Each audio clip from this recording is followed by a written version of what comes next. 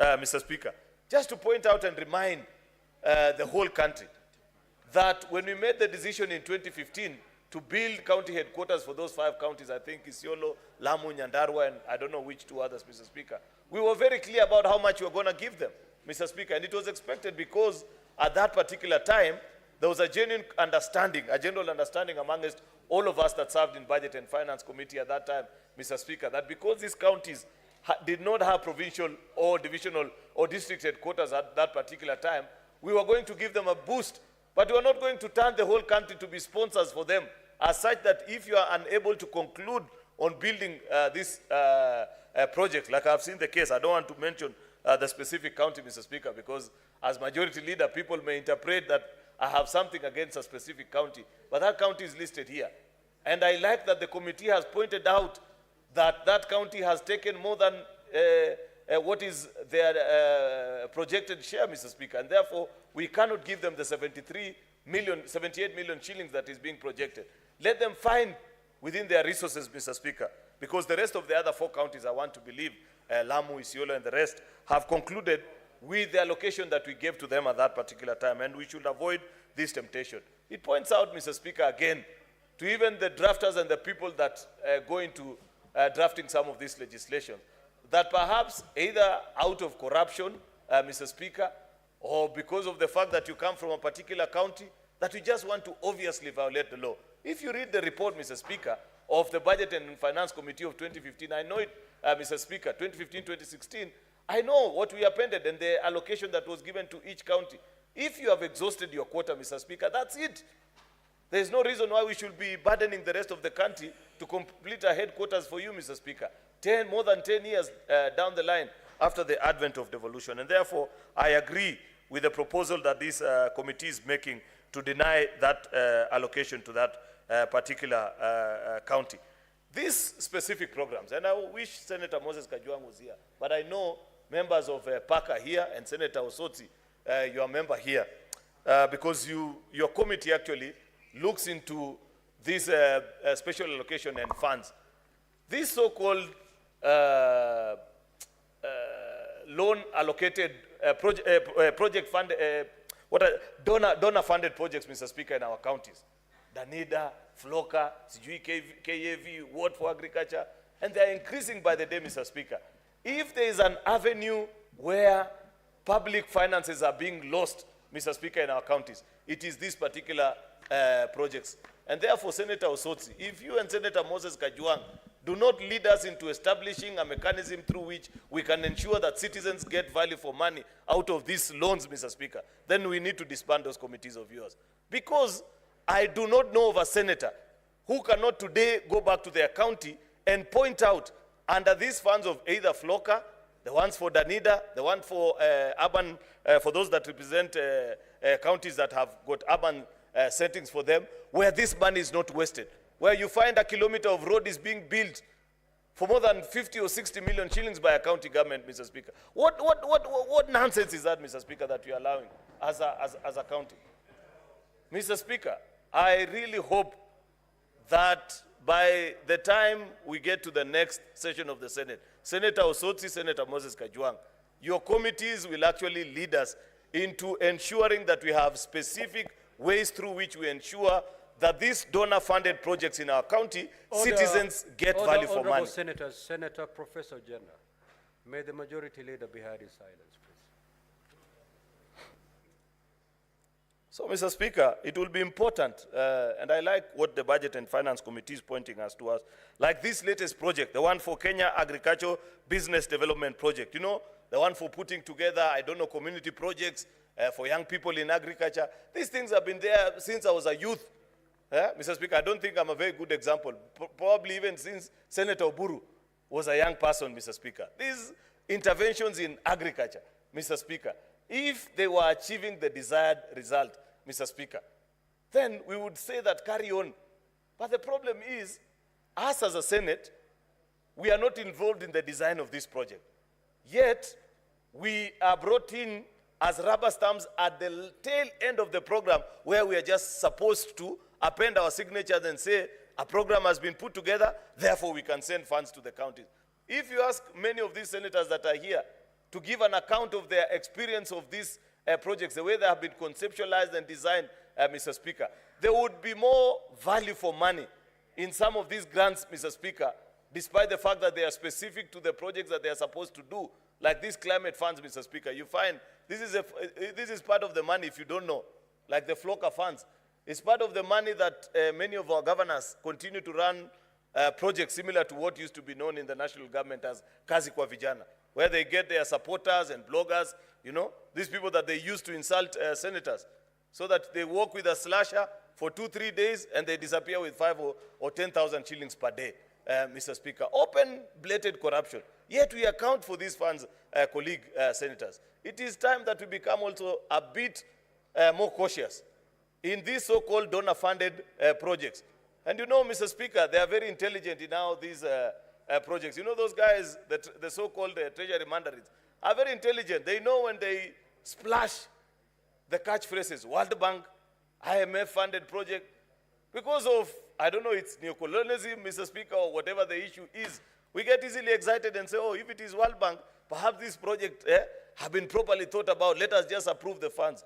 I want to believe, Mr. Speaker, that it is possible for the Senate of the Republic of Kenya to first put a stop to these so-called conditional and unconditional grants, Mr. Speaker, until such a time that we first see the feasibility report of these projects across our counties, Mr. Speaker. Because, you know, these are monies that we'll eventually pay for. It is not free lunch.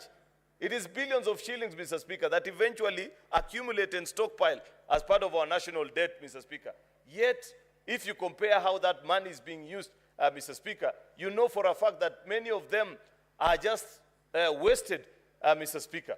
And therefore, as a House, I want to, while I agree with the proposal to top up the funds, Senator Roba, there must be better accountability mechanisms of this project, up to and including, not just necessarily the amounts of money that are being dispersed, Senator Roba, but the conceptualization of the project itself. I know what is best for the people of Kericho.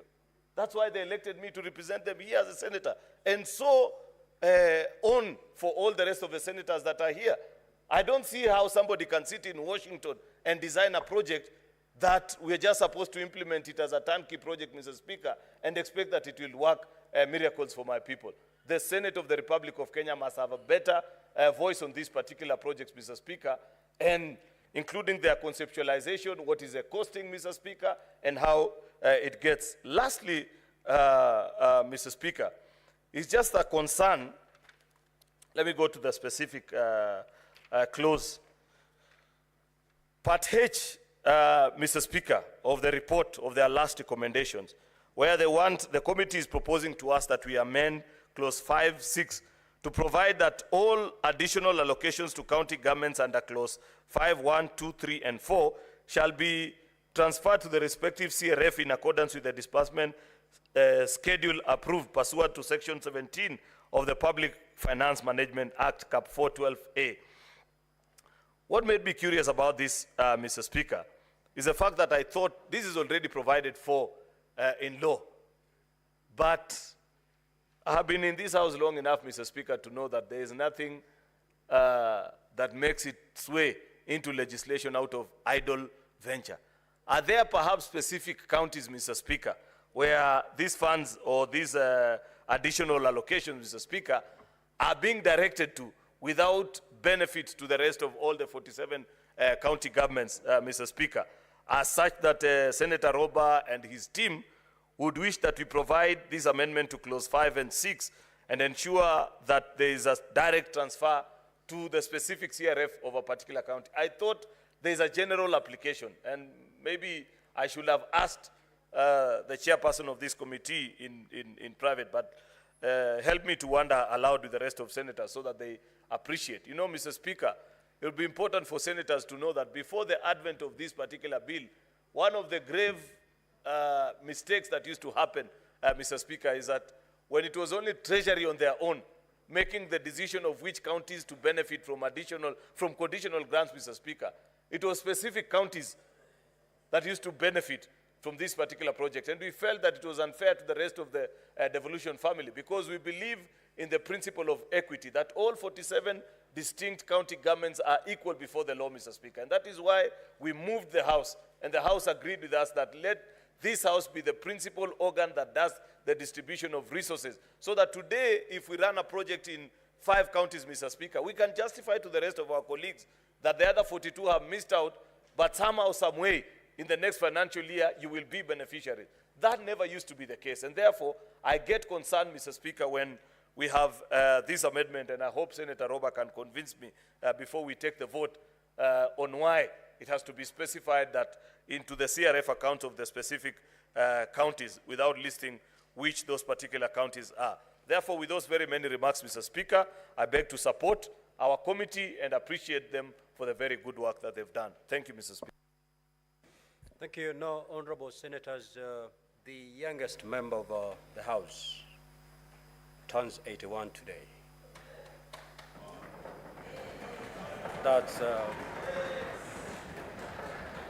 That's none other than the Senator for Siaya, the Honorable Oburu Oginga. Happy birthday, Senator Oburu. Order, honorable senators.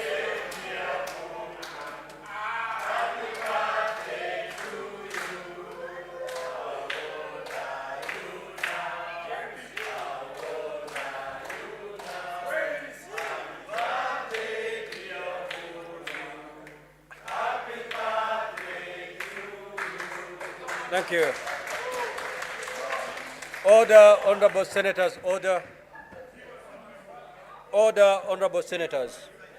Senator Oburu Odinga, the floor is yours. Thank you. First, Mr. Speaker, I thank you profusely for recognizing me as the youngest member of this House. Mr. Speaker, I have turned 81, and I still feel as if I'm 40, Mr. Speaker. And Mr. Speaker, sir, I also want to take this opportunity to contribute to the report of our Committee of the Budget, chaired by our very competent leader from Mandera, Senator Roba. Mr. Speaker, this is a very, very important bill. I think it is one of the cardinal functions of our Senate. Our Senate is there to protect the devolution. Mr. Speaker, I was a member of this parliament when there was no CDF. And at that time, it was only the local government fund. And then there was later on something called RDF, Rural Development Fund, which was a very small amount of money, Mr. Speaker, and mainly from donors.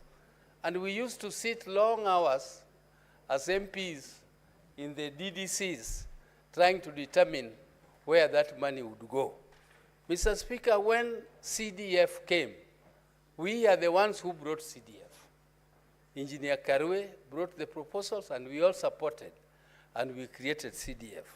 Mr. Speaker, it appears to me that the creation of CDF has made the MPs, our members of the National Assembly, to think that devolution does not matter. Whatever goes to the devolved units does not matter as long as they are getting access to that money. Mr. Speaker, they are getting access to that money illegally. So the courts have determined that CDF is illegal several times, Mr. Speaker. But always there is arm twisting. There is a way that the members of the National Assembly always find their ways to bring it back. However, cunningly they try to bring it back. Still, when it goes to court, courts declare it illegal. Mr. Speaker, there is also another thing. This rural roads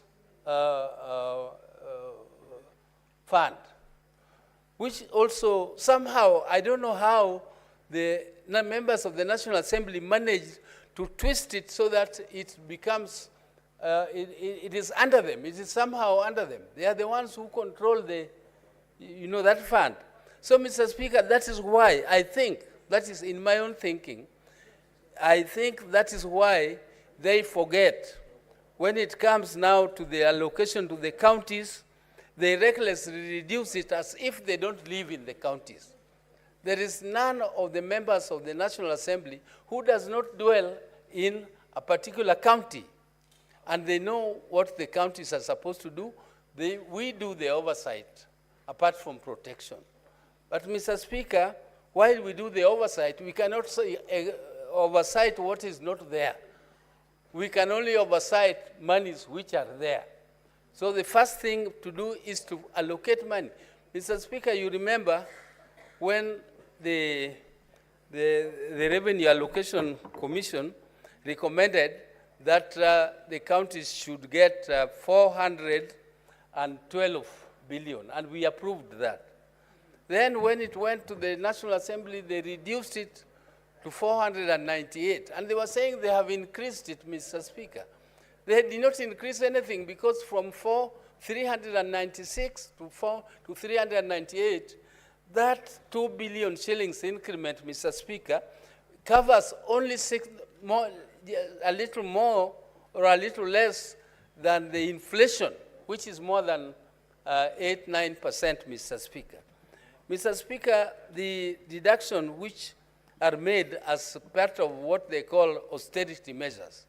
These deductions, Mr. Speaker, are done arbitrarily without thinking of how they will affect the people at home. Mr. Speaker, when you think of these community health promoters, the community health promoters, originally they were not being paid anything. The counties, they were at the mercy of the governors. It was the governors giving them some little allowance if they will, but they perform the most important function at the grassroots, Mr. Speaker.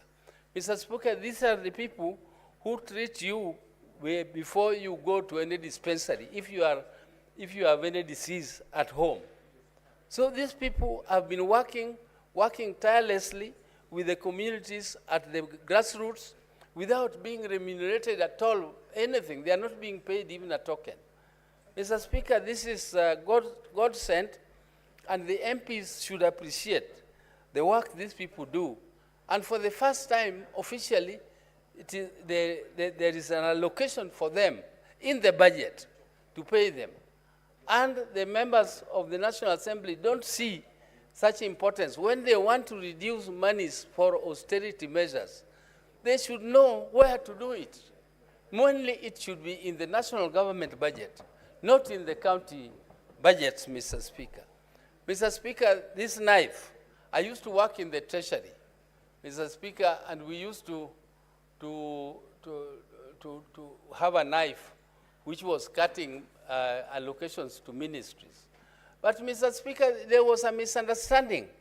There was a misunderstanding because ministries were just throwing figures, big figures, outside the ceilings which they were given, because they knew that the Treasury was going to reduce them anyway. So they say, let us give a big figure so that they will, if they reduce it, it will come to what we want. But when it comes to us in Treasury, if you do work within your ceilings, we give you everything that you want because it is within your ceilings. But if you inflate it, we don't know where to cut. So we just cut maybe some of the most essential ones you need. This is what the members of the National Assembly are doing. They are cutting the most essential. They are attacking roads. They are attacking industrial parks. They are attacking health, the community health workers. Mr. Speaker, these are areas which should be no-go zone for the National Assembly when they come to reduction. These are areas which should be protected, and they should not touch on this. Mr. Speaker, some of them don't understand what industrial parks mean.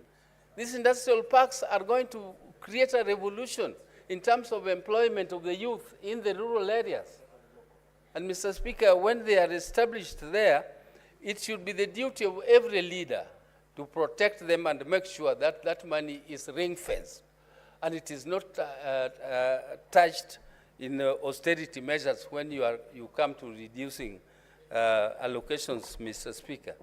Mr. Speaker, I don't want to speak more because mine was only to support the recommendations of this committee, and I think they have done a good job, and we shall continue to support you if you work this. I used to be the chairman of Finance Committee before Budget Committee was created. We are the ones who created the Budget Committee, and I really appreciate the work being done by you, Honorable Roba, and your committee.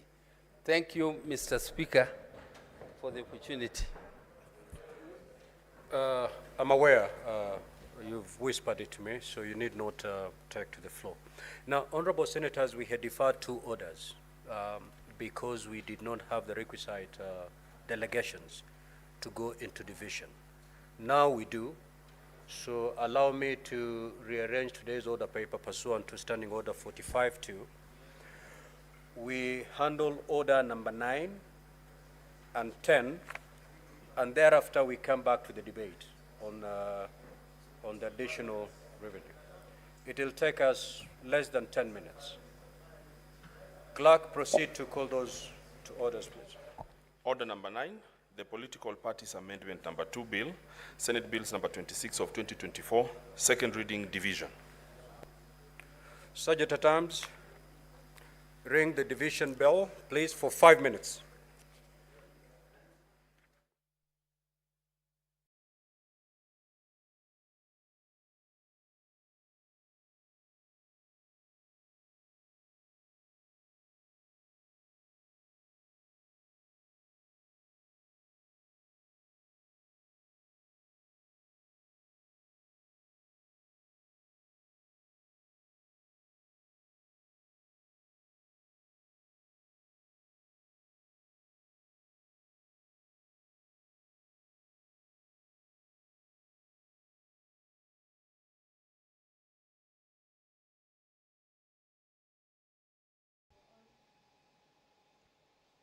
The quorum bell is currently on at the Senate this afternoon, following the directives by the Speaker of the Senate that the House votes on 2 crucial bills. The bills are the Political Parties Amendment Bill number 2, Senate Bills number 26 of the year 2024. This is a bill by the Senate leader of the majority party and the Senate leader of the minority party. The other bill that the House is yet to vote on, or is set to vote on this afternoon, is in regards to the Election Offences Amendment Bill number 2 of the year 2024. This is Bill number 28 at the Senate, and this is the Election Offences Amendment Bill number 2 that the House is set to vote on this afternoon. The House had postponed the vote on these 2 bills owing to the fact that the number of senators was not enough to proceed into division this afternoon. But at this particular juncture, the House has the numbers to vote on these 2 bills, and that is why the Speaker has directed that the quorum bell is rung for 5 minutes ahead of that crucial vote. The Elections Amendment Bill of 2024 is an act of Parliament seeking to amend the Elections Act for the connected purposes. A look at this bill in regards to the matters elections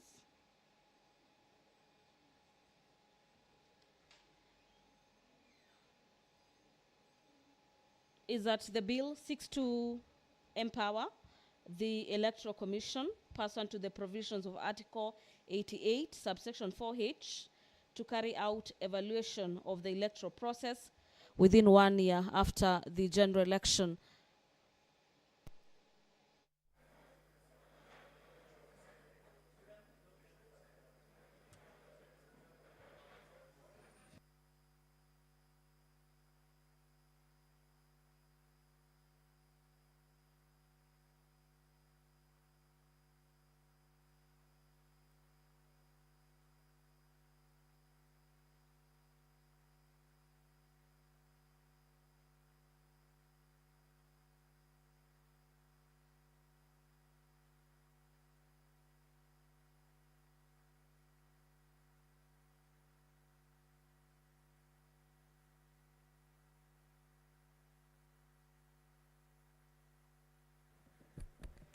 Now, honorable senators, we will start with order number 9.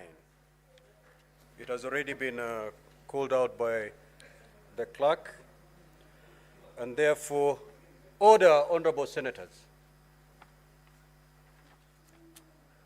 I will proceed to put the question, which is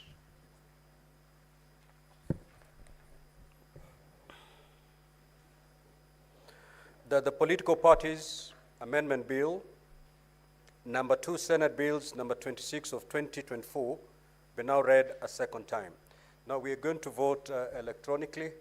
So honorable senators, at this juncture, I will ask you to pull your cards out of the delegate unit. And Sergeant at Arms, kindly collect the unattended cards to forestall ghost voting.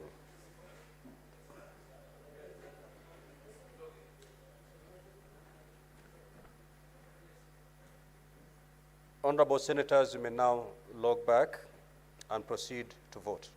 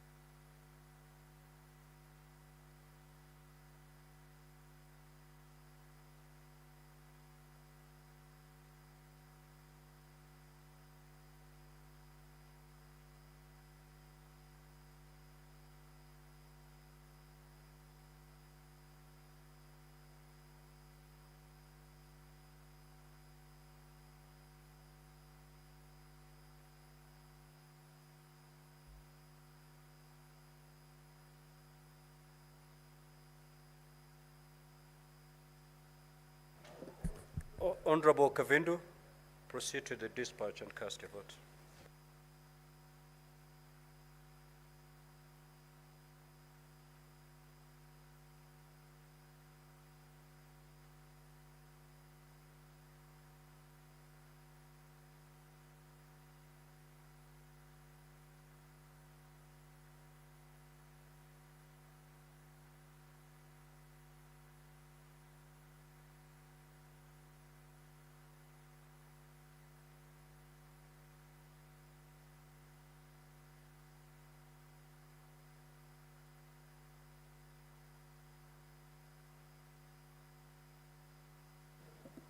Senator Haji, proceed to the dispatch and cast your vote.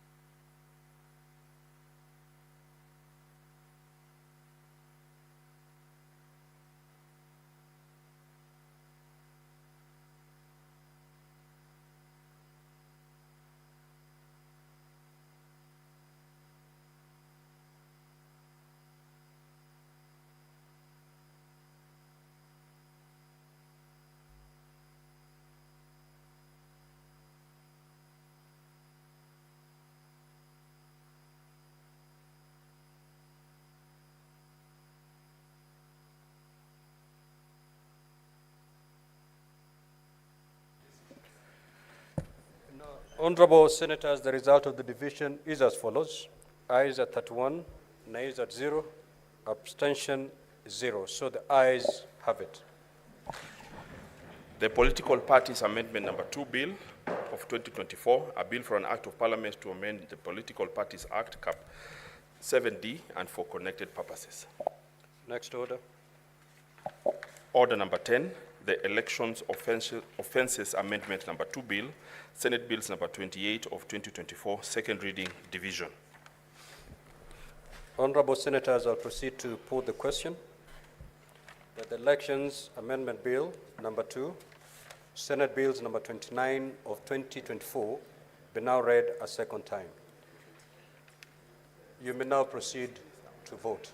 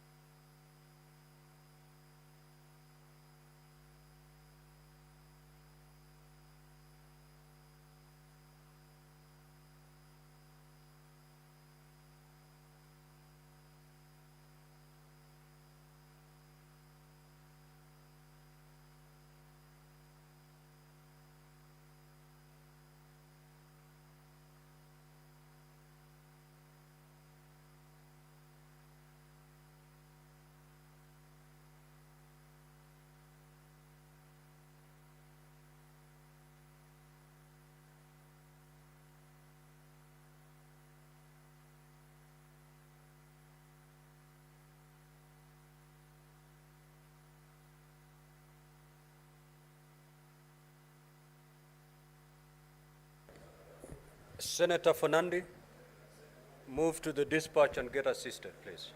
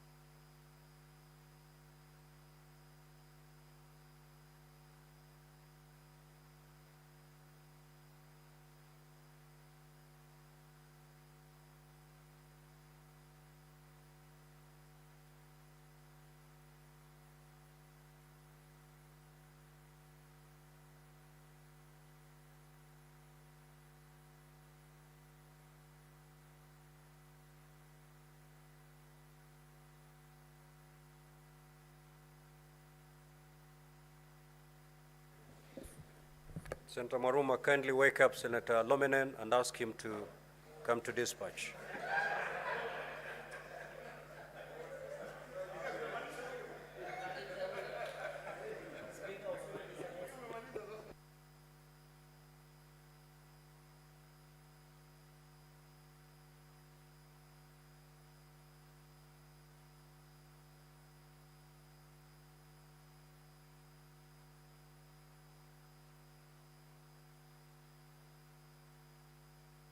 That was a long prayer, Mr. Lominen.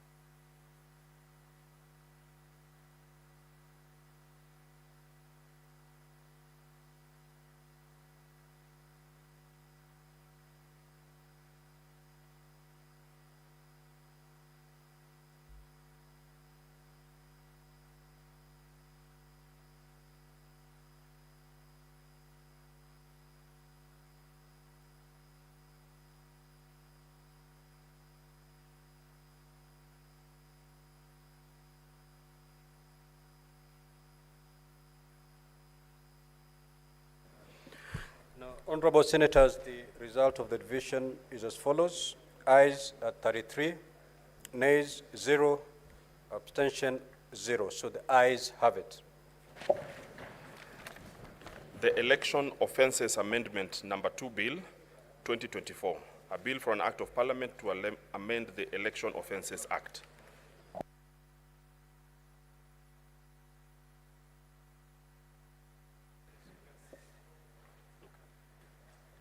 Sergeant at Times, you may now open the door and withdraw the bar. Now, honorable senators, before we resume debate on order number 11, allow me to make the following communication.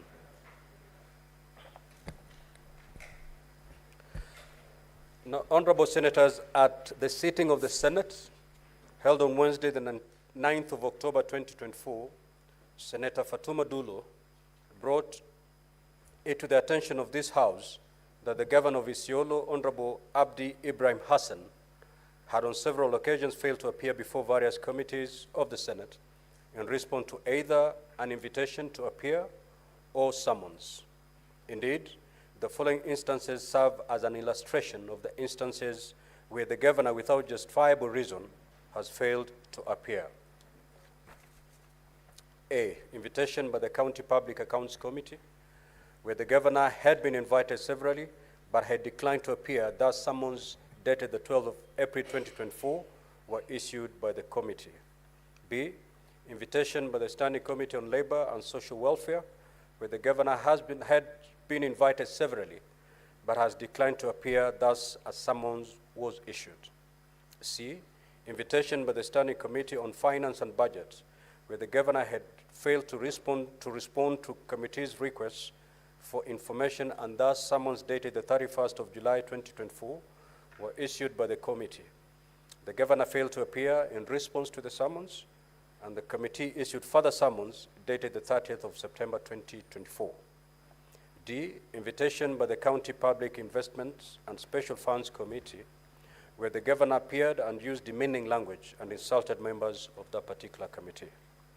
A, the Governor failed to appear before the Standing Committee on Health, pursuant to summons dated 21st of May 2024. The Governor obtained conservatory orders prohibiting the Director of Public Prosecutions from implementing the resolution of the committee to have the Governor prosecuted for breach of Section 27(1)A of the Parliamentary Powers and Privileges. F, invitation by the Standing Committee on National Cohesion, Equal Opportunity and Regional Integration, where the Governor has declined to appear before the committee. And finally, an invitation by the Standing Committee on Devolution and Intergovernmental Relations, where the Governor did not appear. Now, honorable senators, it would be prudent to consider the issues raised by Senator Dulo in the context of the law and judicial pronouncements that govern the issuance of summons by Parliament or its committees. Article 125 of the Constitution provides as follows. Either House of Parliament and any of its committees has power to summon any person to appear before it for the purpose of giving evidence or providing information. For the purposes of Clause 1, a House of Parliament and any of its committees has the same powers as that of the High Court to do the following: to enforce the attendance of witnesses and examine them on oath, affirmation, or otherwise. B, to compel the production of documents, and C, to issue a commission or request to examine witnesses abroad. To give further effect to the powers under Article 125 of the Constitution, Section 18(1) of the Parliamentary Powers and Privileges Act provides that Parliament or its committees may invite or summon any person to appear before it for the purpose of giving evidence or providing any information, paper, book, record, or document in the possession or under the control of that person. And in this respect, Parliament and its committees shall have the same powers as the High Court, as specified under Article 125 of the Constitution. Further, Section 19 of the Act provides as follows. Where a witness summoned does not appear, or appears but fails to satisfy the relevant House of Parliament or committee, the relevant House or committee may impose upon the witness such fine not exceeding 500,000 shillings, having regard to the witness' condition in life and all the circumstances of the case. 2, a person may pay the fine under subsection 1 to the clerk of the relevant House. And 3, Parliament or its committee may order the arrest of a person who fails to honor a summons. Additionally, Section 27(1)(a) of the Act provides that a person commits an offense where the person, having been duly summoned in terms of Section 18, fails without sufficient cause to attend at the time and place specified in the summons, or remain in attendance until excused from further attendance by the person presiding at the inquiry. Now, under Section 27(2), a person who commits an offense under subsection 1 is liable on conviction to a fine not exceeding 200,000 shillings or to imprisonment for a term not exceeding 6 months or both. Honorable Senators, the exercise of the powers under Article 125 of the Constitution by Parliament has been the subject of judicial consideration. For instance, in International Legal Consultants Group versus the Senate, 2014 EKLR, the court held inter alia, it is not in doubt that the Senate is conferred with the powers to summon any person to appear before it to give evidence or to provide information within its constitutional and statutory mandate. The powers to summon by the committees are equivalent to those of the High Court. In the same decision, the court found that the constitutional power to summon must be respected by all public officials at all times. The court further stated that summons should be a remedy of the last resort after attempts, consultation, or mediation have failed, and where it is clear that a county governor and all county officials have declined an invitation by the Senate or its committees to answer to matters oversight of county funds. Honorable Senators, from the foregoing, we may observe that Article 125 of the Constitution, as read together with Section 18(1) of the Powers and Privileges Act, Parliament and its committees have the power to summon any person to appear before it for the purpose of giving evidence or any information. In this respect, Parliament has the same powers as the High Court to enforce the attendance of witnesses and examine them on oath, affirmation, or otherwise. Although the courts have held that the power to summon under Article 125 of the Constitution should not be exercised in an arbitrary or capricious manner and should be preceded by attempts at consultation and mediation, it is clear that the various committees of the Senate have made several attempts to invite the governor to appear before issuing the summons. In both instances, the governor has failed to appear in a clear disregard of the Senate's power under the Constitution. This conduct by the governor not only undermines the rule of law, but obstructs the Senate from discharging its role as a protector of counties under Article 96(1) of the Constitution and the primary organ of oversight on the use of public funds by county governments under Article 96(3) of the Constitution. This is not acceptable. It cannot be allowed to continue. Honorable Senators, in light of this, I therefore guide all committees which had issued summons to the Governor of Isiolo to appear, and in which the Governor failed to appear, to liaise with the Inspector of Police as a matter of urgency and require the Inspector General of Police to produce the Governor before the respective committees at a determined date and time. This is not a favor. This is not a favor that the Senate or its committees are asking of the Inspector General of Police. The defiance displayed by the Governor of Isiolo in respect to invitations and summons of the Senate cannot persist. The Inspector General of Police must, in exercise of his mandate pursuant to Article 245(2)(b) of the Constitution, extend the necessary support to the committees in order to secure the appearance of the Governor. It is also expected that if recourse to the courts becomes necessary, such action will robustly be pursued in courts as well. It is also open to the Honorable Senator for Isiolo, and indeed any other senator, to use the legislative mechanisms available and our standing orders, including a censure motion, to deal with the errant conduct of the Governor of Isiolo. I thank you. Well, allow limited comments on this communication, starting with Senator Olekina.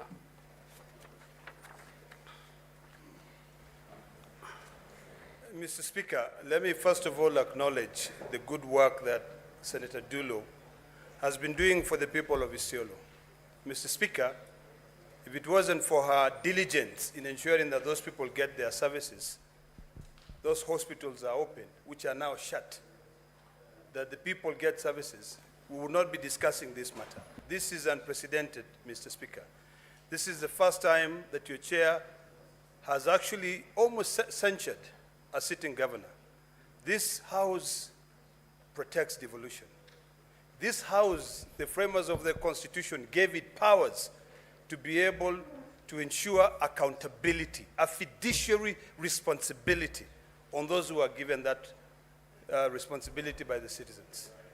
Mr. Speaker, I sit in the Public Accounts Investment Committee, and it is quite sad because our job is very simple: to ensure that we take these governors to task and ensuring that they use the resources wisely. I've listened to your communication, Mr. Speaker.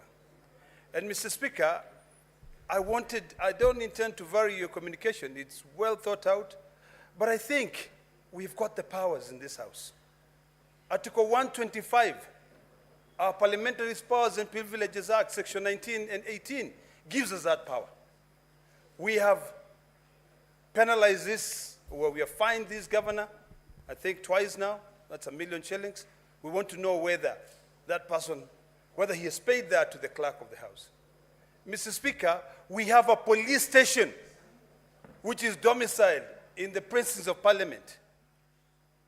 Why can't we authorize that? I know the law does not allow us to direct the Inspector General of Police, but I believe that the powers given to us by the Constitution, Article 125, where when we sit like a high court, we can be able to compel that witness to appear. Mr. Speaker, in the last Parliament, we worked closely with the Ministry of Finance, and we were able to stop certain funds from going to a particular county. I think, Mr. Speaker, with your position and the powers given to this House, we can be able to take the same direction. I know, I think Article 255, or is it 225, lays out the procedure on which the Cabinet Secretary can stop funds. But this time around, we have got to think out of the box. We've got to be unorthodox in our thinking in order to be able to defend devolution. We have to find a way to stop those funds, and whoever is protecting this individual, because he boasts around and he says the way is untouchable, must also take judicial notice that in this country, in this Senate, we will demand accountability. The only way, Mr. Speaker, that we can be able to ensure the people of Isiolo gets their services is if we all suspend any other discussion today, any other business, and we deal with this matter. We can censure that governor, even if he's not sitting here. Mr. Speaker, we talk about separation of powers between the three arms of government. I believe, with the spirit of cooperation, that we can be able to engage these other two arms of government, the executive and the judiciary, to be able to come up with a methodology in which we can be able to demand that this individual is brought to this house, this individual is penalized, and the people of Isiolo can be able to get their services. Yesterday, Mr. Speaker, I was watching a video of a young lady in Isiolo who was taken to the hospital. She was in ICU for 25 days. And she had to be told, go home, because the hospital is closed. Seriously? We can sit here as senators and allow devolution to die? Allow people to be able to thumb chest and say that they are untouchable? I think it's about time that we remind these governors that power is transient. Today you are so powerful, tomorrow you are nothing. You know, literally nothing. Mr. Speaker, to use a Swahili word, hii ni dhuluma. You know, this guy is really, I don't even know what to say. You know, he's so drunk with power, he's humiliating his citizens. He was not elected to be able to go there and make people suffer. We must remind these people that power is transient. And this Senate is powerful.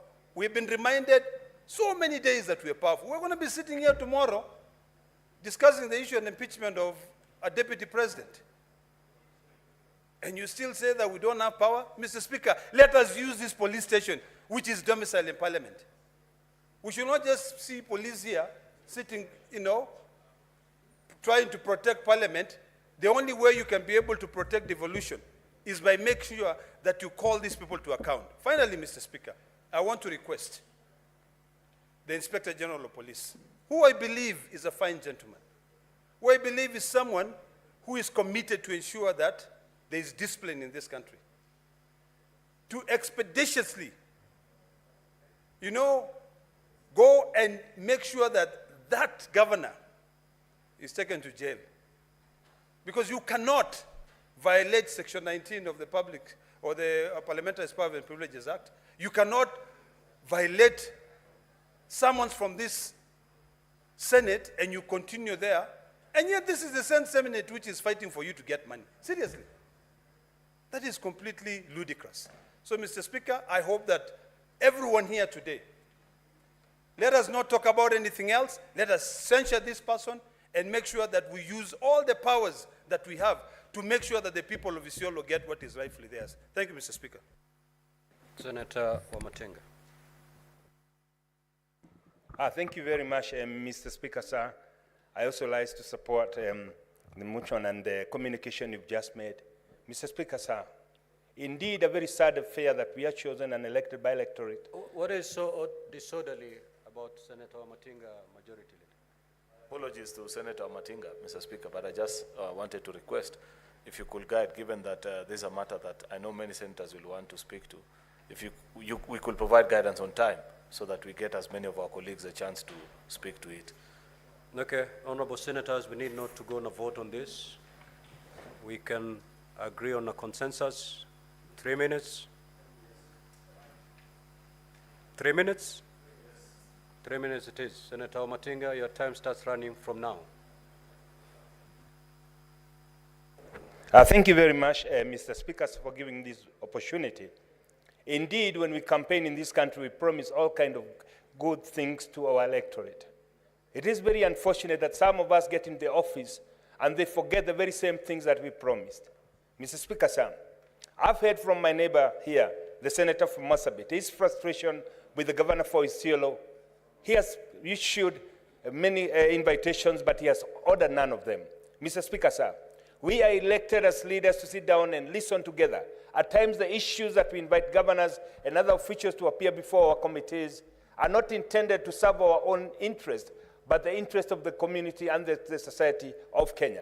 Mr. Speaker, sir, it is indeed quite important that when we are addressing such issues, we put mechanism in place to ensure that such persons who do not honor the invitations of committees, who even do not honor the summons, and that has happened quite a number of times, Mr. Speaker, and some of them are known to be quite extreme because they perceive themselves to be demigods. It is imperative that this House acts and behaves in such a way to show such leaders that they are not demigods. Mr. Speaker, sir, the minute that we realize we've been elected to serve Kenyans, that is the time that we'll embrace servant leadership. It is quite unfortunate, Mr. Speaker, that a governor who's been elected by the electorate of Isiolo and who had promised to deliver cannot even honor a sit down with the senator.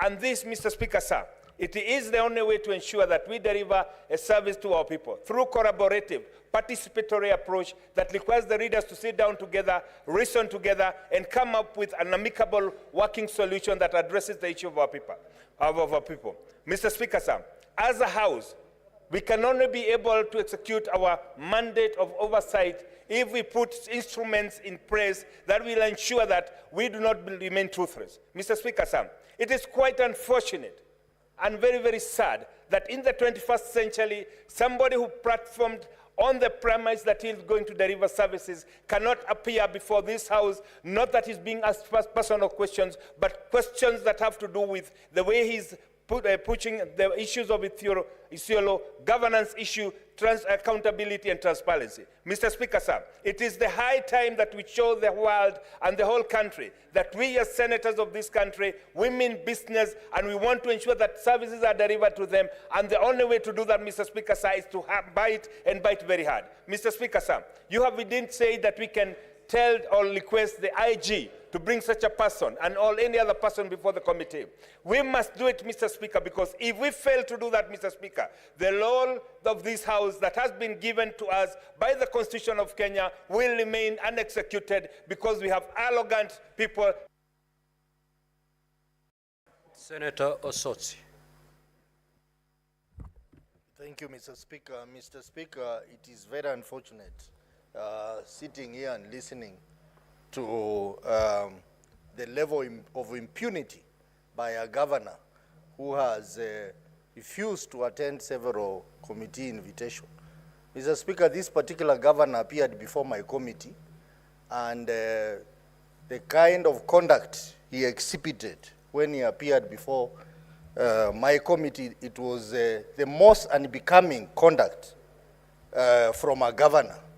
He almost exchanged with some of the members who are asking valid questions on matters to do with governance in Isiolo County.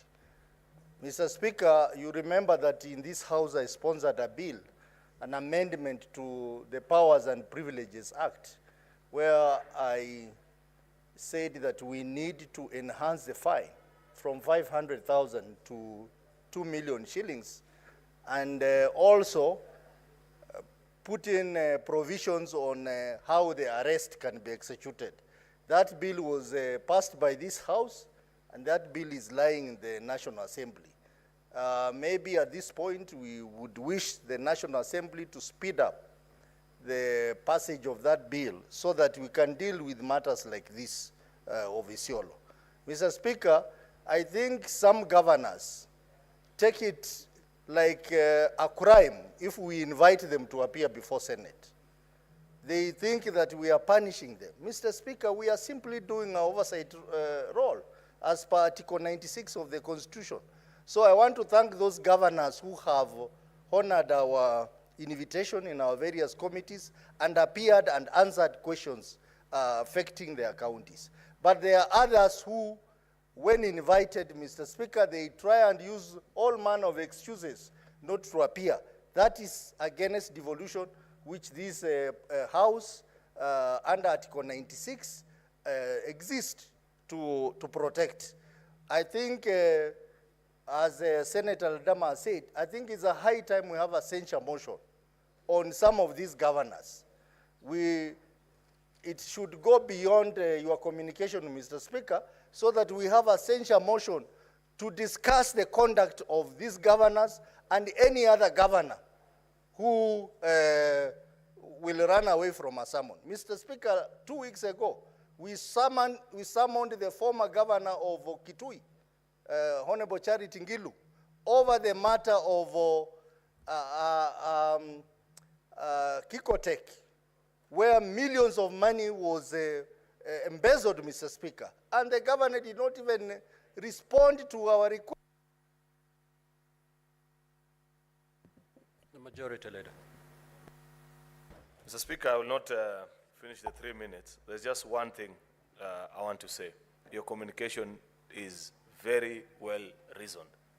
The only thing I expect, Mr. Speaker, and that your ruling fell short of, and I want to believe it is out of the abundance of caution, not to be taken to be usurping the powers that belong to the chairpersons of our committee, is that you should actually have ordered the Inspector General of Police to search and produce the governor, wherever he is, if he's in Isiolo, Dubai, whichever part of the world he's in, Mr. Speaker, until he's produced here before the Senate. But given that this is a matter that is presently before various committees, then I agree with your wisdom, Mr. Speaker. Therefore, I expect that at the next sitting of any of these committees that the governor has defied, the chairperson alongside the members will draft the summons and ask the Inspector General of Police to produce that that governor and ensure that he is in safe custody until the next sitting of that particular committee. We have a very good police station here at Parliament, Mr. Speaker. It is for dealing with errant members of society, which include even governors who fail to honor summons, Mr. Speaker. Therefore, I want to see a 411, Mr. Speaker, that Senate Committee of XYZ orders the Inspector General of Police to arrest, detain, and produce before the next sitting of the Committee of XYZ Governor Guyo for failure to honor summons before, until he learns to respect Parliament. I thank you, Mr. Speaker. Senator Wambua. Thank you, Mr. Speaker. Mr. Speaker, I want to associate myself with the comments by the Majority Leader, but with some amendment. Mr. Speaker, a lot will be said by senators here. But you see, Mr. Speaker, what this governor has done is that he has disobeyed invitations and summons by various committees, requiring that each committee then contacts the Inspector General of Police to produce the governor before them. The Speaker, that may be a bit of a tall order. My thing, the Speaker, would be, if it were possible, there are two options. One, either a motion is brought before this House, so the House passes a resolution requiring the Inspector General of Police to arrest and produce the governor, or alternatively, Mr. Speaker, the chairman of the liaison committee, where all the chairmen of committees sit, takes up the matter with the Inspector General of Police to require on behalf of the Senate, Mr. Speaker. Because what is happening, Mr. Speaker? What is happening is that the governor of Isiolo has shown contempt of the first degree, not against the committees, but against the Senate of the Republic of Kenya. Secondly, as you have heard from Senator Otsosi, you know, once that example is set, then it becomes very popular with other governors. And at the end of the day, what will happen is that then governors will be asked to appear before Senate. They will decide whether to come or not to come. Mr. Speaker, let this Senate, in this case, ensure that the governor of Isiolo is physically arrested and locked up in the cells in the Senate police station and produced before a plenary sitting of the Senate, the Speaker, so that he may serve as an example to other governors who are also wayward, who have no respect, who don't honor summons and invitations by committees of the Senate. Mr. Speaker, Article 125 of the Constitution is very clear, 125 2A, that a House of Parliament or any of its committees can enforce the... Senator Mgatana.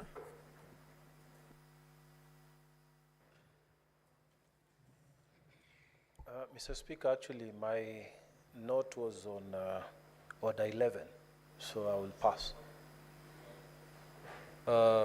Senator Boni.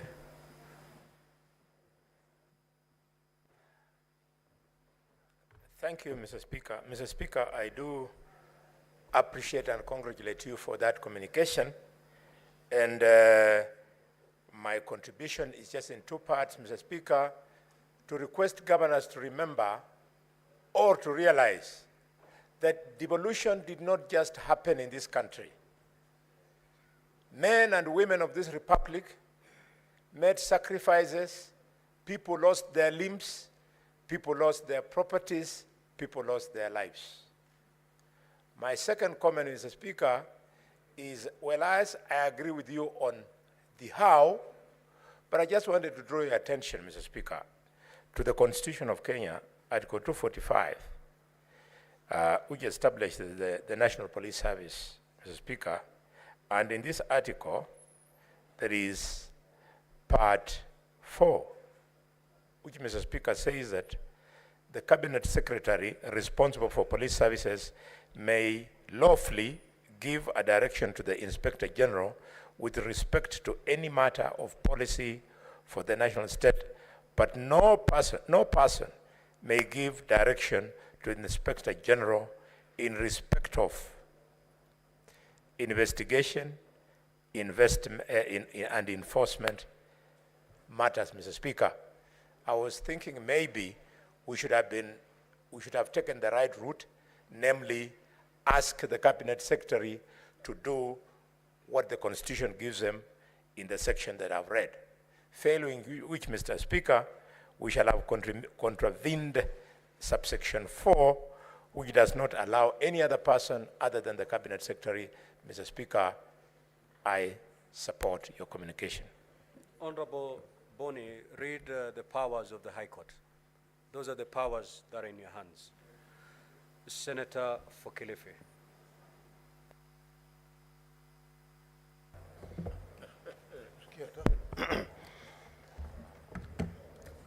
Asante mstahiki Spika. Mstahiki Spika, kitu cha kwanza nataka kumsifu dada yetu Fatma Dulo, seneta wa Isiolo, kwa kuleta malalamishi kama haya mbele ya bunge la Senate. Bwana Spika, ni jambo la kusikitisha sana kuona gavana ambaye ameitwa katika bunge la Senate aje, ama gavana ambaye ameitwa na kamati ya Senate aje, ajitokeze na akose kufika. Bwana Spika, ni jambo pia vile vile la kusikitisha kwamba yeye kama kiongozi wa gatuzi la Isiolo ni lazima azingatie sheria na ajue kwamba bunge la Senate ndio linalomshughulikia na kumtafutia pesa ili aweze kutumia kufanya maendeleo ndani ya Isiolo. Bwana Spika, kitu kingine ni kwamba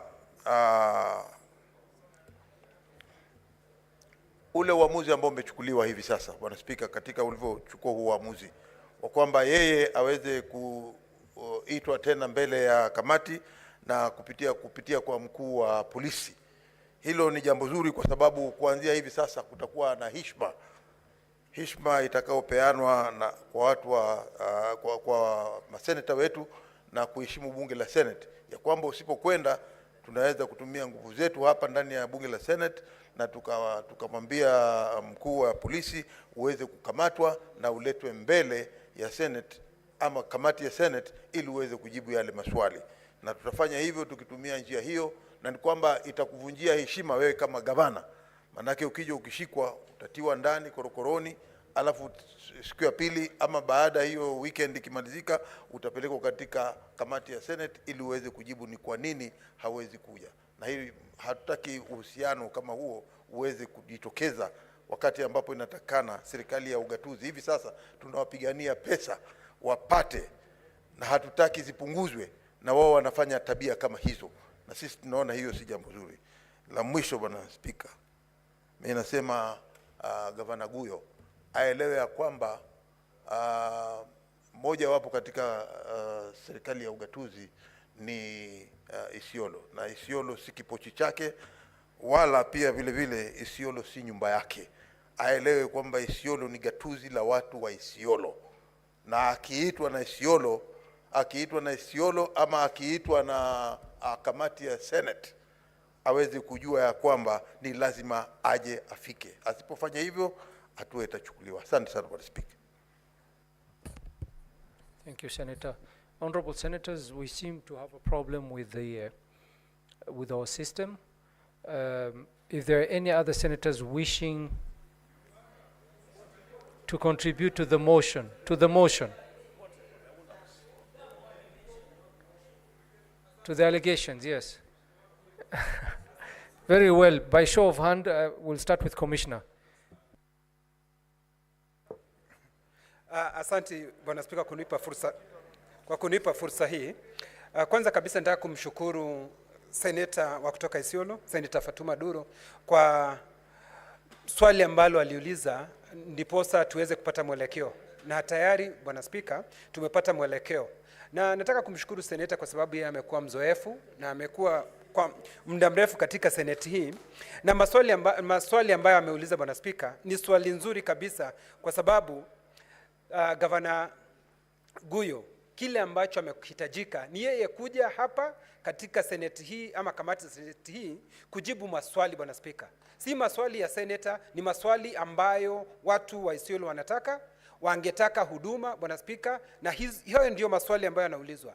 Bwana Spika, imenivunja moyo sana kusikia kwamba gavana anakuja katika kamati na hakuna jambo anafanya ila kuleta madharau katika kamati Bwana Spika.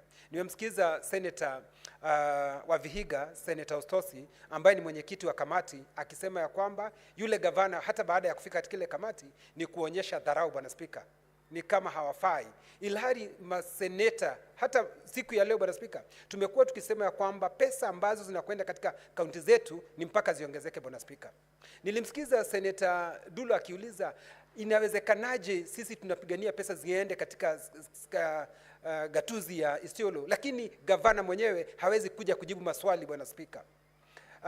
Nataka kusema ya kwamba uamuzi ambao umetolewa na Spika siku ya leo na kubaliana nao 100% Bwana Spika, na umetoa mwongozo ndio hata magavana wengine ambao wako na zile nia ama zile tabia Bwana Spika waweze kupata funzo Bwana Spika. Na Bwana Spika, sisi vile tunavyofanya katika seneti hii ni kuwakilisha wananchi wa Kenya Bwana Spika katika gatuzi ambazo tumechaguliwa. Bwana Spika, sioni jambo lolote ya kwamba gavana anaogopa kuja kujibu maswali, kwa sababu maswali ambayo anaulizwa ni maswali kuhusu utendaji kazi wake katika kaunti yake Bwana Spika. Kwa hivyo Bwana Spika, asipokuja inaonekana ni madharau, na nataka kubaliana na Spika vile alivyosema atafutwe mahali alipo Bwana Spika, na wakati wote kamati itakapokuwa ikiketi Bwana Spika aweze kutolewa Bwana Spika, kwa sababu faini hizi Bwana Spika ambazo amekuwa kitozwa kwake anaona ni mzaha Bwana Spika, kwa sababu atatoa zile pesa katika akaunti za gatuzi zetu na aweze kulipa Bwana Spika. Anatoa mkono huu na kuweka katika mkono huu Bwana Spika. Nataka kukubaliana na nataka kumpongeza tena Senator Dulo kwa kazi nzuri ambayo amefanya na ametutolea mwongozo. Kwa hivyo Bwana Spika, nasema asante. Senator Kajwang'. Mr. Speaker, I'd like to congratulate you for that communication that you have made, and also congratulate Senator Dulo for escalating this matter to the plenary.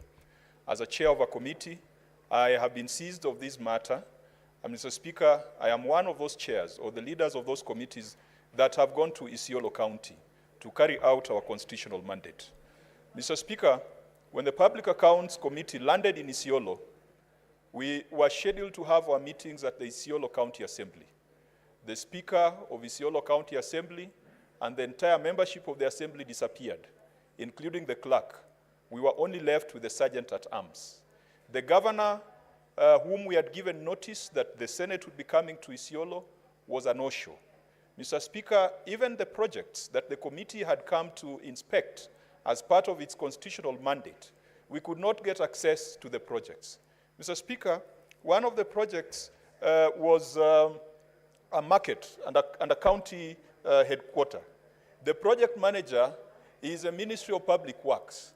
Even the project manager could not get access to those facilities. Mr. Speaker, it must go on record that when we do what we do in committees, it is not vendetta and it is not pursuit for personal glory or any personal gratification. We are doing it because the Constitution requires us to oversight public resources that have been assigned to county governments. I want to say, having visited Isiolo, that the people of Isiolo deserve proper medical services just like the people of Homa Bay. The people of Isiolo deserve representation at the county assembly just like the people of Kiambu or Moranga or any other county. Mr. Speaker, it is obvious that those things are not happening. But we cannot be a house that laments. Mr. Speaker, I perhaps do not agree that this house should be considering a censure motion against a governor because we have the power to impeach a governor. And so we cannot initiate the process that will lead to that impeachment. But what our clerks must do for posterity is to advise senators on the concept of contempt of parliament. Mr. Speaker, the directions that parliament gives in the event of contempt are still subject to judicial review. And yet contempt of court is not subject to any other review. Contempt of the executive is met with dire consequences.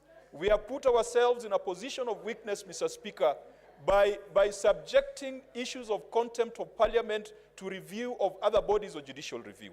Mr. Speaker, in other jurisdictions, subpoenas are issued and the Inspector General of the head of the police has a responsibility to execute them. Let us not lament. The Inspector General of Police was vetted by this House. Order, Senators. Senators, order. Let's listen to Senator Kajwang. 1 minute to conclude. Senator Kajwang. Mr. Speaker, the Inspector General of Police was vetted by this House. And someone who's an appointee of the Senate cannot then have the guts to defy legitimate instructions and directions of the Senate. And Mr. Speaker, Senator for Kakamega, Senator Khalwale, has gone down in history as having led a march to the office of the Inspector General of Police. We should never appear helpless. Mr. Speaker, finally, I want to encourage the citizens of Isiolo to go to the County Governments Act and push for a motion for suspension of that county government because the activities of the governor and the ruling class in Isiolo are contrary to the common good of the people of Isiolo. However, Mr. Speaker, this conversation should not be localized to one governor or to one county. This is a problem that we are seeing across several other counties in the 47 county governments. And we need a solution. We need to strengthen the consequences for contempt of parliament without subjecting them to judicial review. Thank you, Mr. Speaker. Thank you, Senator. Senator Ali Roba. Thank you very much, Mr. Speaker. I stand here as a governor who has served 10 years and who has appeared before various committees, including that of Senator Kajwang, severally. One thing, as a governor from my region of northern Kenya, it's a bit embarrassing when you're invited by various committees and consistently you fail to appear, including the committee I chair. The role of oversight committees of Senate is to vindicate you from wrongdoing if you're able to appear and explain the state of expenditure or issues of concern that has been shared. My worry is, what would the governor tell the people of Isiolo County as the reason for failing to appear before various committees of the Senate? And what is it that the governor is hiding so much such that the governor cannot appear before oversight committees of parliament? And what is very unique with this one governor of Isiolo County, Governor Guyo, so that all the other governors having their second term, the first term, are appearing before various committees. However, Governor Kuyo finds it impossible to appear before various committees of the Senate. It should be a question that the public of Isiolo needs to ask themselves. What is our governor hiding? Why is it that our governor can't appear as other governors are appearing before oversight committees of the Senate?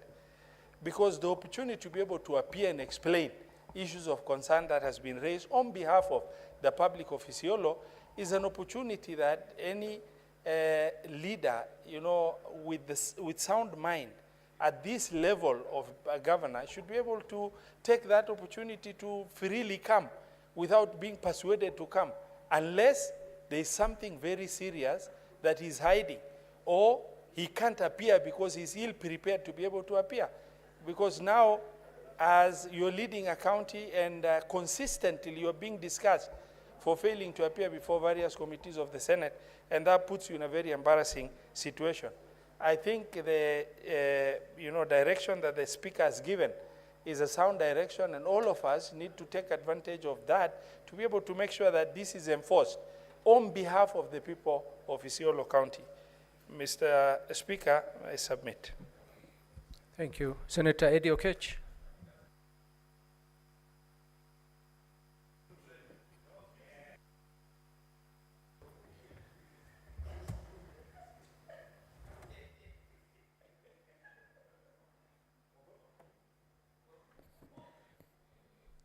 Thank you, Mr. Speaker.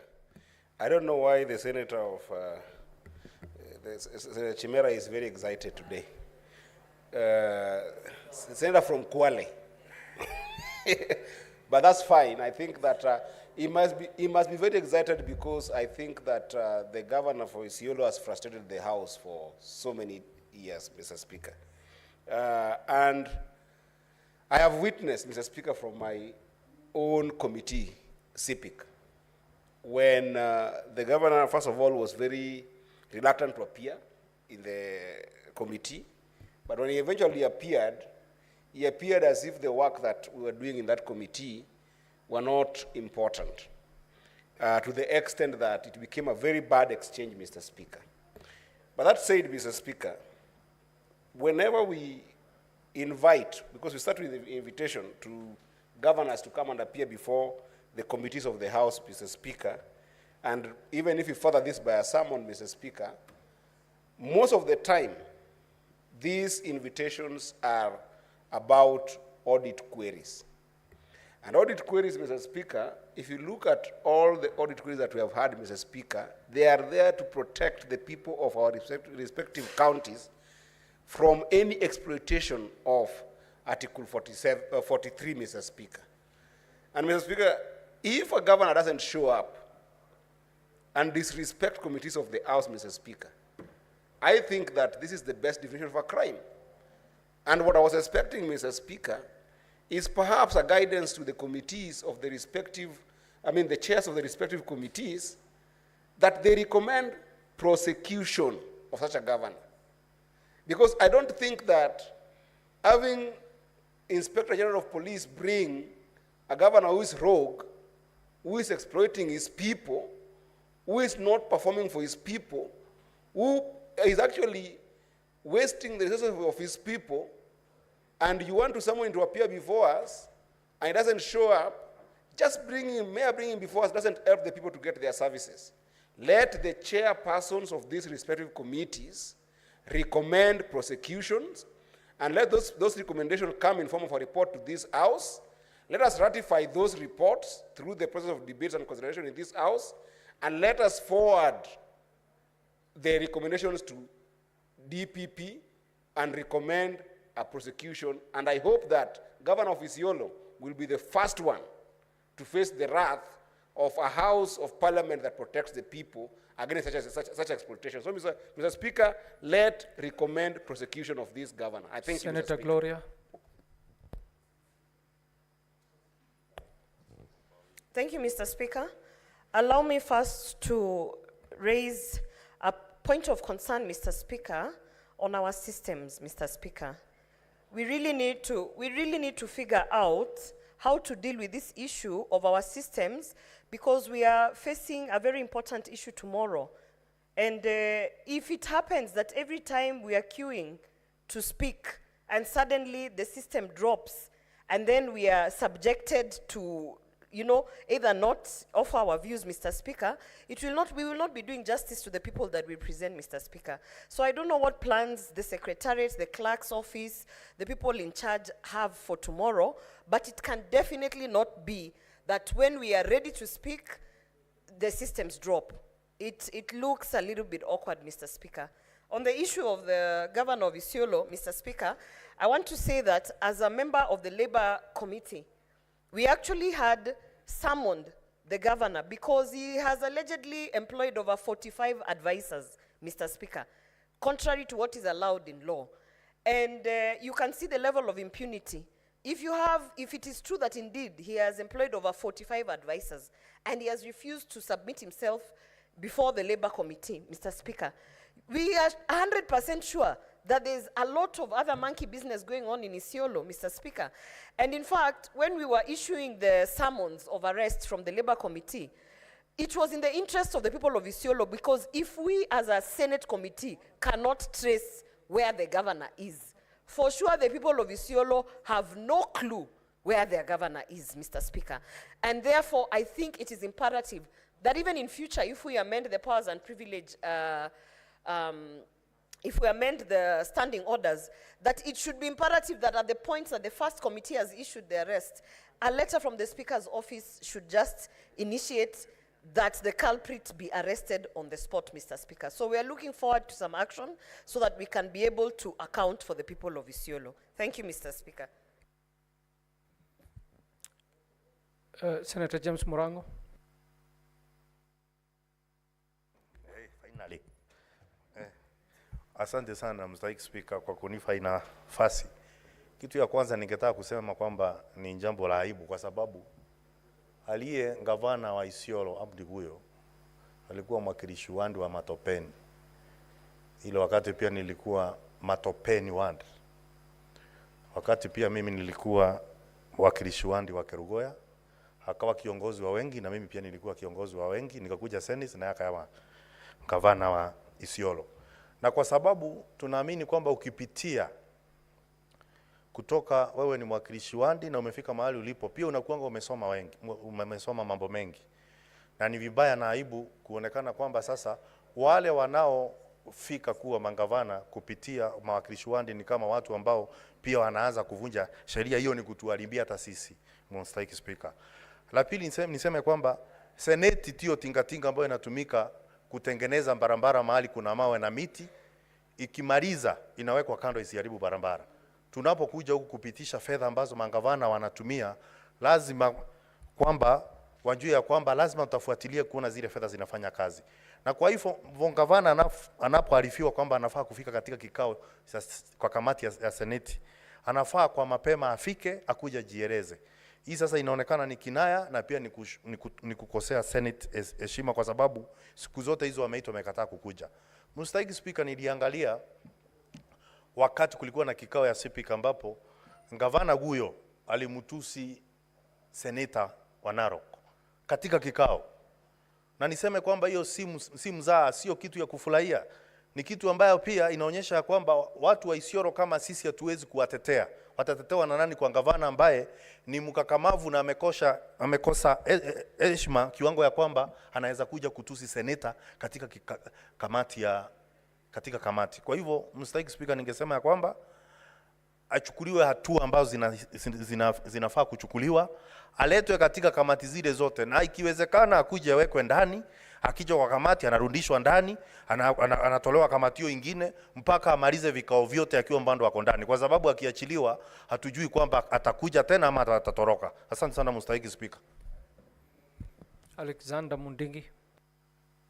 Asante Bwana Speaker, mimi naunga mkono vile maseneta wa county 47 wanaongea kwa sababu mimi nilikuwa mmoja komiti wa REPA.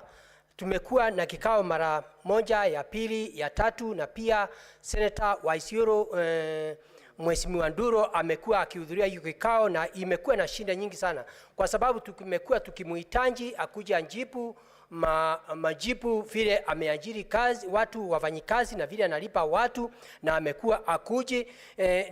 Nakumbuka wiki jana tulisema aweze kutolewa summon na pia aweze kuangaliwa vile atalipa shilingi 1,500. Kwa hivyo naunga mkono governor aweze kutafutwa na mkuu wa polisi aweze kuletwe, na kama ni rais wa Kenya kwa mwaka mmoja huwa anakuja anaongea katika Senate pamoja na Parliament, na pia kama kwa hii kikao ya Senate, Bwana Speaker, kila wakati wote siku ya Jumatano kama cabinet secretary huwa anakuja, na katika gavana wote wanakuja, Bwana Speaker, na gavana wa Isiolo hawezi kuheshimu mambo ya Senate. Ningeomba mambo yote machairman wote wa kamati wakae pamoja na kila kamati iweze kutoa mashtaka yake na iandikwe pamoja, na wakati huyo governor ataweza kushukuriwa aweze kuletwa hapa katika kikao ya Senate, akuje akalishwe chini na maseneta 67. Kwa hiyo Bwana Speaker, mimi naunga mkono huyo governor aweze kushukuriwa hatua, kwa sababu najua si tumekuwa hapa kila mara tukiongea mambo ya ukatuzi, tukiongea mambo ya wizara 10, mambo ya hela ya hospitali, mambo ya hela ya wafanyikazi, mambo ya hela hata ya parapara na kila kitu yote, na kama kila wakati wote juu ya tunatetea ukatuzi, Bwana Speaker, na ule governor ndiye anafaa ajibu maswali ni kama audit na akuji, tunasunika sana. Kwa hivyo Bwana Speaker, mimi naunga mkono huyo governor aweze kuletwa hapa kwa maseneta wote tuweze kuona vile atachukua hatua. Kwa hiyo Bwana Speaker, naunga mkono nikiwa senator wa Embu County. Asante Bwana Speaker. Senator Chimera.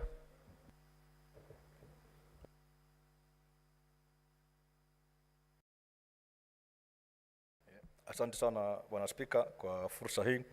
Bwana Spika, ni kupongeze sana kwa ujumbe huu ambao ni muhimu sana katika uendeshaji wa shughuli za bunge la Seneti hili. Bwana Spika, kwa kweli gavana huyu kutoka Isiolo amekuwa donda sugu lisilopona. Bwana Spika, nafikiri mimi mwenyewe ni mwanakamati wa kamati ile ya masuala ya usawa, na bunge hili katika mswada wao wa hali halisi ya taifa baada ya yale maandamano ya vijana wa Gen Z, tuliweza kupewa fursa na nguvu na bunge hili kuweza kuwaita magavana wote ndani ya nchi hii ili kutathmini ni hali gani ama ni jinsi gani wamefanya kuhakikisha kwamba vijana katika nchi hii wanapata nafasi za kazi, wanapata nafasi za ajira, nafasi za biashara katika kaunti zetu. Lakini la kusikitisha ni kwamba gavana huyu wa Isiolo, Mheshimiwa Guyo, nafikiri amekataa katakata kufika katika kamati ile, na ninavyosikia kwamba pia amekataa kuja katika kamati zingine katika bunge letu hili. Ni jambo la kusikitisha Bwana Spika, na niseme kwamba sisi kama seneta tunapaswa kupeana ilani kali sana kwa magavana kama hawa na wale wengine ambao pia wanapania kutoheshimu amri ya Seneti. Jumba hili la Seneti kwa mara ya kwanza sasa nafikiri jumba ambalo limepata hadhi yake, lina sifa yake kedekede, na vile vile pia linafuata sheria kuhakikisha kwamba ugatuzi kweli umeonyeshwa katika kaunti zetu kule mashinani. Mimi naomba tu kwa wale magavana ambao wanataka kuenda njia hii ya gavana wa Isiolo, tunawapa ilani ya kwamba sisi kama maseneta, ikiwemo mimi seneta kutoka kaunti ile yangu ya Kwale, hatutalala katika kazi yetu, tutazembea. Tutahakikisha kwamba wewe kama gavana ambaye unapata fedha ya serikali ya umma kumfanyia mwananchi kazi, utaweza kuwajibika, na ni lazima ufike katika kamati zetu za Seneti hili uweze kujieleza, na si kwamba tunakushutumu. Sielewi kwa nini gavana huyu Bwana Spika anaogopa kuja katika bunge letu hili. Nini anaficha ambayo anaona kwamba hawezi kuja kutujielezea Bwana Spika? Mimi naomba hatua kali chukuliwe, kando na yale uliyasema katika ujumbe wako Bwana Spika. Gavana aweze kukamatwa ikiwezekana hata leo, ili aweze kupewa fursa ya kuja katika bunge hili na ajieleza na tuone ni nini anachokificha katika kaunti yake ile ya Isiolo. Asante sana Bwana Spika. Senator Mofaya. Thank you very much, Honorable Speaker. Honorable Speaker, I want to support this motion by Senator of Isiolo. Honorable Speaker, I've been around for the last close to 2 years now. I serve in various committees, including being the chair of delegated registration in the Senate. Madam Chair, I have observed with a lot of dismay that there is purported emergent overrated rivalry between governors and senators for no apparent reason. No, Honorable Speaker, oversight is a constitutional obligation. Senator Duro is not pursuing her own interest for that matter. She is doing what is exactly enshrined in the Constitution.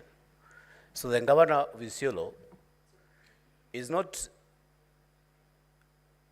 the rivalry is not between the governor and the senator. The rivalry is between what the Constitution really dictates. That the governor has to obey the summons, the invitation from various committees. And you know, Honorable Speaker, I have observed that quite a number of people who have served as members of parliament, who have served as members of the Senate, who have served as the members of the county assembly, are very defiant and raw when it comes to appearing before Senate committee. I don't know for what reasons. So, Honorable Speaker, I think it's important for us as a house to make some very serious regulations on that matter, because I think if we don't tame these governors, and I know it is very sad, Honorable Speaker, even some of us who are making a lot of lamentation in this house, today, tomorrow, if you become a governor, I will be surprised to see that quite a number of us who might be governors tomorrow might be following the same path. So that's when you're invited in these committees, you just defy, because you know so and so who has been your colleague maybe in the previous regime is the chairman of that committee. So, Honorable Speaker, let's not run away from making sure these things are individual. It's about the Constitution. So the governor for Isiolo must be compelled to make sure that he appears in every committee in his house. He must be compelled. We have a committee called National Cohesion Integration Commission, which is run by Senator for Marsabit, Honorable Chute. I remember we have filed several invitations for Governor for Isiolo, which has not been observed. He identified all those invitations. So, Honorable Speaker, I think it's important we make sure that we stamp our authority over these invitations and make sure that we don't dilute the essence and the very best interest of the devolution for the interest of our people in our relevant counties. I support, Honorable Speaker. Senator Tabitha Mutinda. Thank you so much, Mr. Speaker. And let me start by really appreciating Senator for Isiolo, Senator Dulo, for bringing this motion before this House. It's very important. And Mr. Speaker, when I look at the committee that I sit and I serve as the Vice Chair of Finance, we've dealt with the issue of the pending bills for Isiolo, in the sense that when the Senator for Isiolo asked the committee the issue of pending bills for her county, the committee, through the Secretariat, did the needful and wrote to the county of Isiolo. Mr. Speaker, that has been over 1 year, and up to date, Mr. Speaker, the county of Isiolo has never responded on this. As a committee of finance, we summoned the governor, and he gave an excuse indicating that he was hosting a function for Isiolo, a function combined with Marsabit County, among other counties, and that was so much of a priority, unlike appearing to the committee. As we speak, the Finance Committee has summoned the same governor. He's supposed to appear next week, the 22nd of this month, on the same response, and we await. Chances are he might not appear, and it is good we are having this discussion because we have other many matters we want to prosecute. The committee that I also sit in, CPIC, it's true, there was an exchange between the same governor and Senator Ledama, something that, as a committee, of course, was a big disappointment. And after that exchange, Mr. Speaker, the same governor's team, I presume, went ahead to put some of the members of the committee on social media, claiming that the senator of Isiolo was just attacking the governor, and we seemed to be condemning that. An issue that shocked us as members because we do not participate in such matters. And so, through you, Speaker, it would be prudent for the governor to appear before this House to be able to answer, because it seems that all the committees, he has chosen not to appear. So the best solution, even before he appears to other committees, it should be for him to appear before this House and be able to answer to the question of why he has decided to disrespect this House. Thank you, Mr. Speaker. Senator Kithuku, do you want to contribute to the allegations made at Isiolo County or the next motion? This Go one ahead. for Isiolo. Thank you very much, Honorable And Speaker. Senator Mogeni, do you want to contribute to the allegations? Or is it the next motion? Okay, just one moment. Kithuku, go ahead. Thank you very much, Honorable Speaker. Honorable Speaker, I wish to congratulate the Senator for Isiolo for bringing this very important matter before this House, Honorable Speaker. Honorable Speaker, I want to join also the Honorable Senators, my colleagues, in condemning the act done by the Isiolo Senator, who have decided not to be appearing before the different committees that he has been invited severally, Honorable Speaker. Honorable Speaker, this House is mandated by the Constitution to take care of the devolution and its government.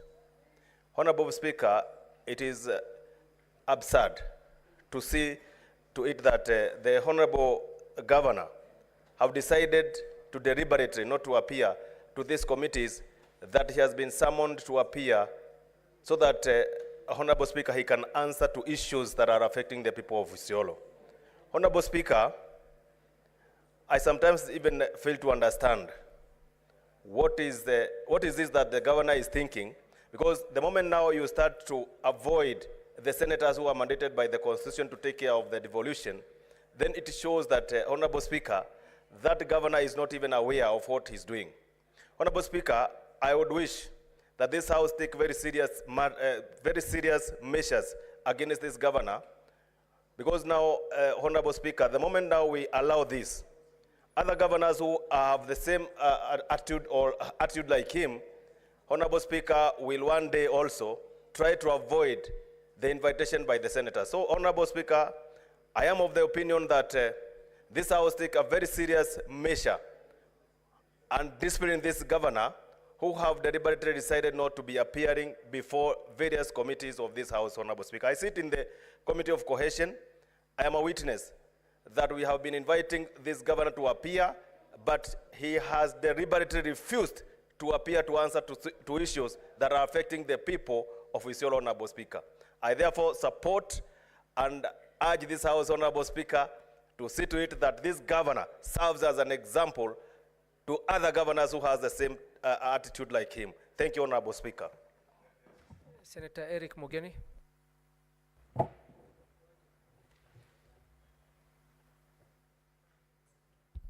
Yes, thank you, Mr. Speaker.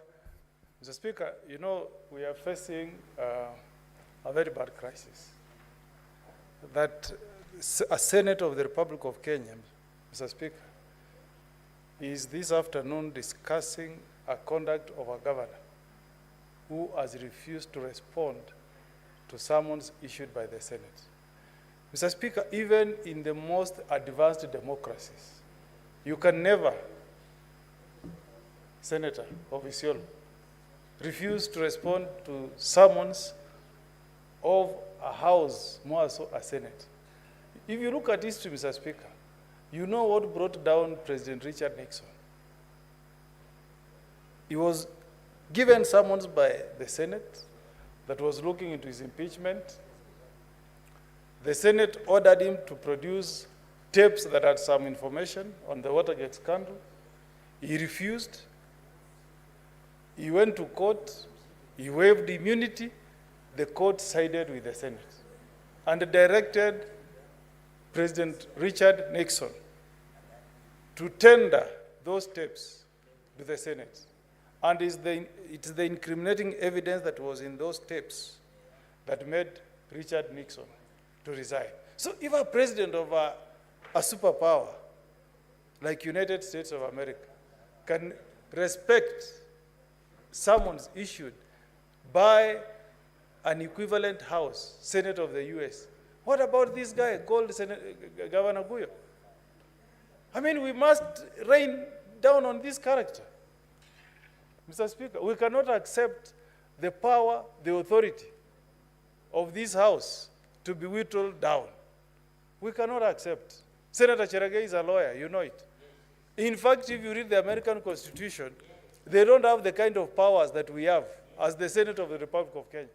The Constitution does not mention that the Senate of the US is like a high court, like the way ours mentions.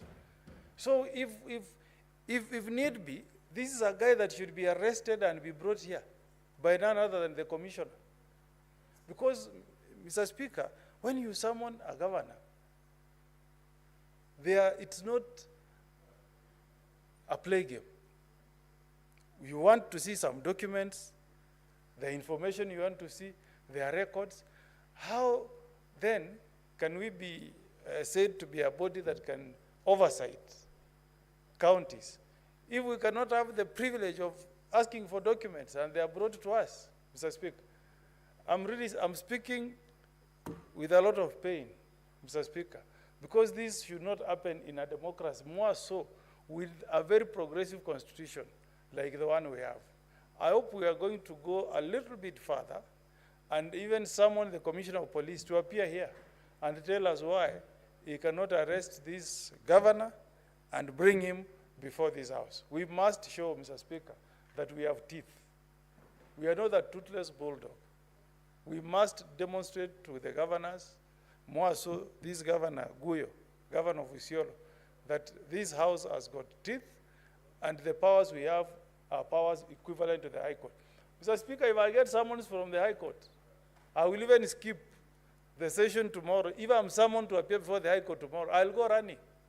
And that's what happens in the US. When you receive subpoenas in the US, you stop everything and respond first to the Senate. In fact, it's worse not to go than even receiving summons. So I support, Mr. Speaker, that we need to do something, and I really support the passion with which the Senator of Isiolo has fought to ensure that there is transparency, that she also does her role of oversight effectively against a governor who thinks that is law unto himself.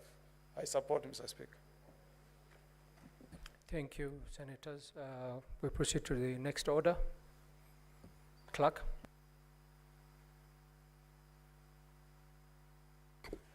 Order number 11, motion consideration of the National Assembly amendments to the County Government's Additional Allocations Bill, Senate Bills number 19 of 2024. Resumption of debate. Resumption of debate. Senator Cherage.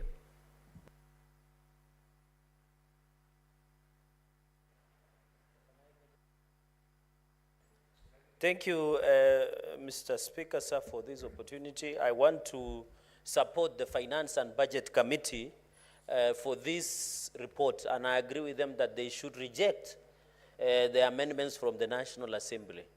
Mr. Speaker, I always get impressed by our Committee on Finance and Budget, and I can see a number of members are in the House.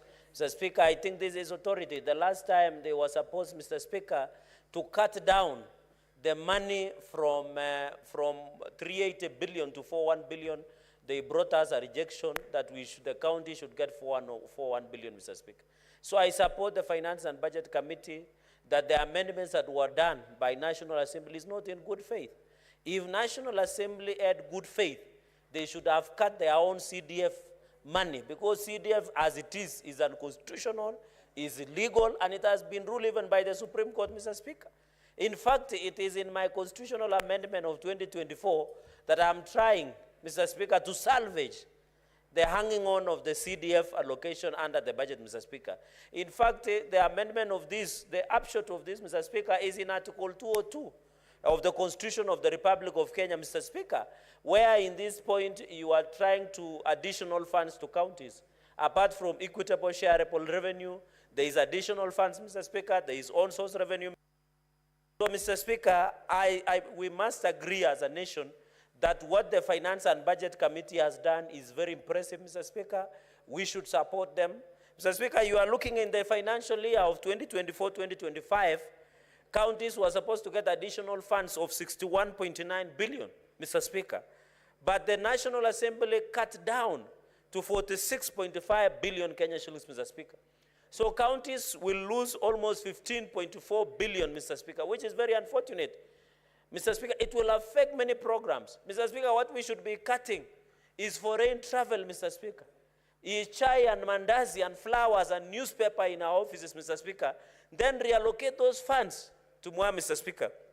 Because, for example, Mr. Speaker, if the counties were to lose 15.4 billion, for example, if they cut it to 46.5 billion, Mr. Speaker, counties like the one we were discussing in Isiolo, Elgeyo Marakwet, Nyamira, Mr. Speaker, Tharaka-Nithi, will lose 528.1 million that was supposed to be used to support the construction of county headquarters, Mr. Speaker.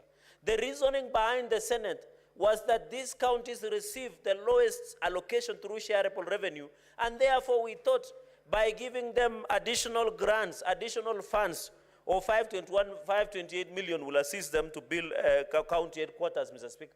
And I remember we did visit Isiolo. The headquarters was talked, Mr. Speaker. We went to Nyamira, Mr. Speaker, with Senator Okongo Mugeni, and I wish he was listening. He was my lawyer when I was struggling in those days, Mr. Speaker.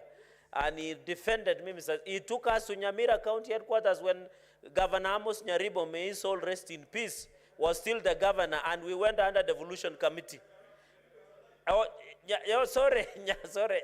The late Nyagarama, sorry, Mr. Speaker, the late Nyagarama, he was still the governor, he passed on, Mr. Speaker. My apologies. I didn't intend, but it is a slip of the tongue, Mr. Speaker. Because yesterday, in the charges of a matter that was yesterday, there was also confusion on which door to get into, Mr. Speaker. Even in mineral royalties of 1.1 billion. For example, in Nandi, Mr. Speaker, we have mining in Kareba gold mine. We have mining across Nandi.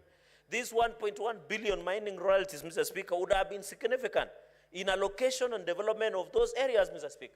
You know, there is destruction of environment, there is pollution, Mr. Speaker.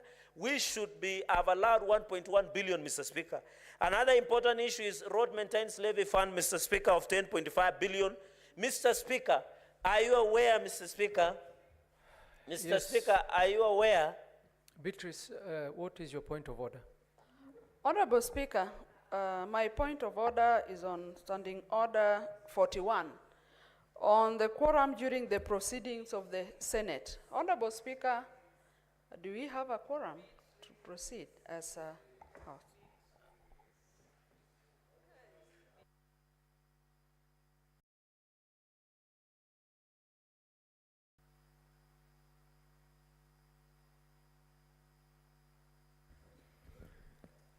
Honorable Senators, it seems we don't have quorum.